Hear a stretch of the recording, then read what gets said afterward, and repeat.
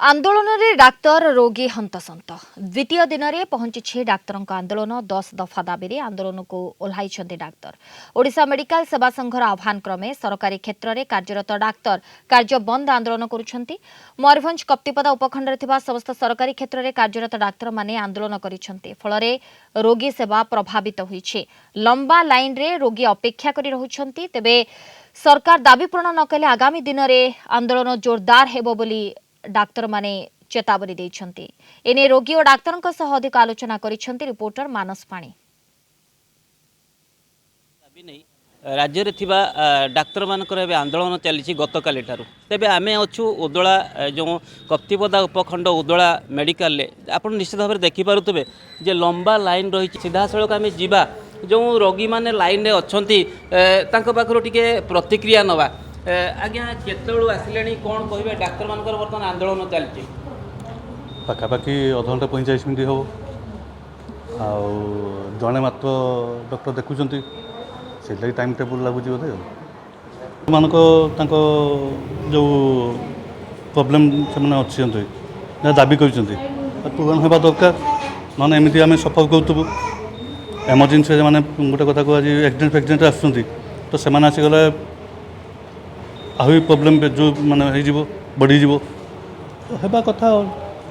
एवं आम पाखे जी जो सार अच्छा जे कि अवसर नहीं किंतु आज आसी काली आसिक सेवा जहाँ कर रोगी मान सेवा जारी रखते सर कौन कहे डॉक्टर मान गोटे गोटे आंदोलन अन्य गोटे आप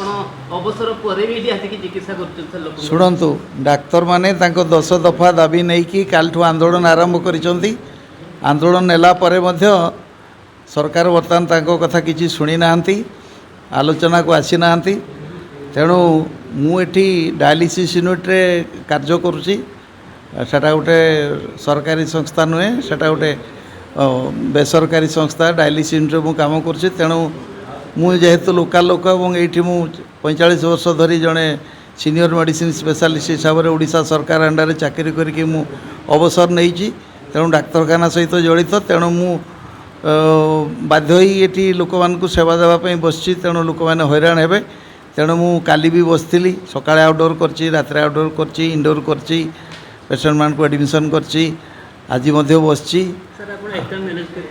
मु एका चेष्टा करची आयुष डॉक्टर मान को डकाही से मैंने आसवे आज आरंभ करेंगे से कौन करवा निज एरिया लोक मान को सेवा देवार अच्छे भाव में देखो जो डाक्तर मान 10 दफा दाबी नहीं से आंदोलन कर निश्चित भाव में रोगी सेवा निश्चित व्याहत हो कहीं आम कहीपर जेहतु उदला मेडिकल बर्तमान पाखापाखि 9टा अतिक्रांत है किंतु लंबा लाइन कहीं जड़े मात्र डॉक्टर से भितर देखुं और अन्य पक्षे कहीपर जो डाक्तर मानकर जो समस्या रही दाबी रही सरकार ए दिगरे सेमानकर दाबी को केबे पूरण करिवे एवं रोगी सेवा केबे ठीक चलिबो ताहा केवल अपेक्षा। उदलारू मानस पाणी, कलिंग टीवी।